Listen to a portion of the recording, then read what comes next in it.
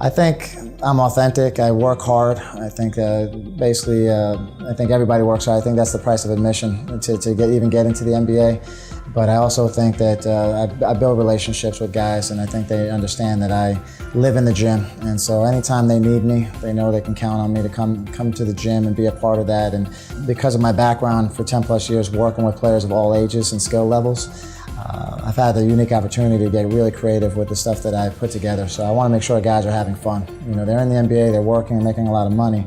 But at the end of the day, you want to do stuff that's fun and challenging for them at this point in their careers.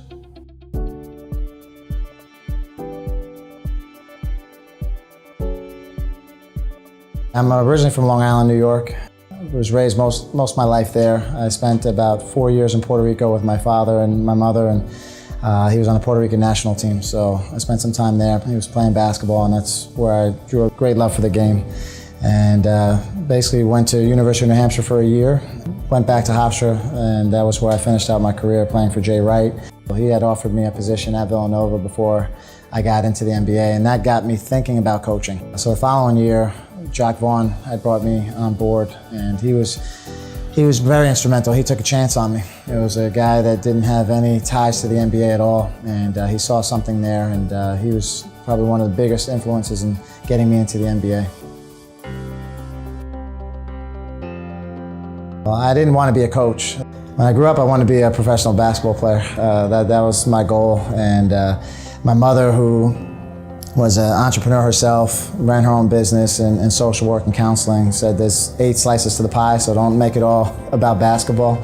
So I really started taking my education a lot more serious. When I got to college, I went for a dual MBA in marketing and management.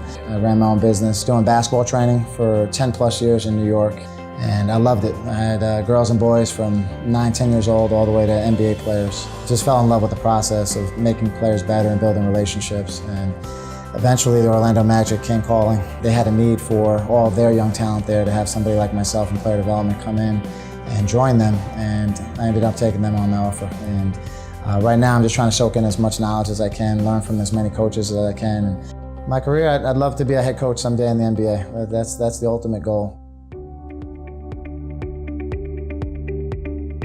Home life, I've been married for over 20 years. I have a daughter who's going to attend UNC Charlotte in communications. I have a son who's going into 10th grade, and I have a daughter that's going to 8th grade. So it's Morgan is the youngest, Michael is the middle, and Mikhail is the oldest.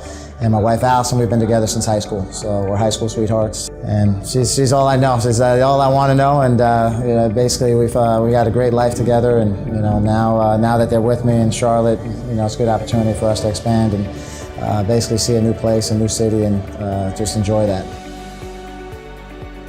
I'm big into Muay Thai training. I did 3 fights, amateur fights.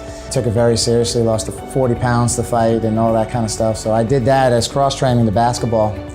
And I just fell in love with the sport, and I decided I wanted to challenge myself, so I did it. So a lot of my friends thought I was crazy, but for me it was not. I don't like fighting. There's nothing about me that's super aggressive. But I did want to challenge myself and see if the techniques that I was learning were for real. And I think a lot of times people are just so quick to get into the NBA, and I feel like it's good to have other experiences and go out there and be great at what you do. And eventually, if you're really, really good, they're going to find you.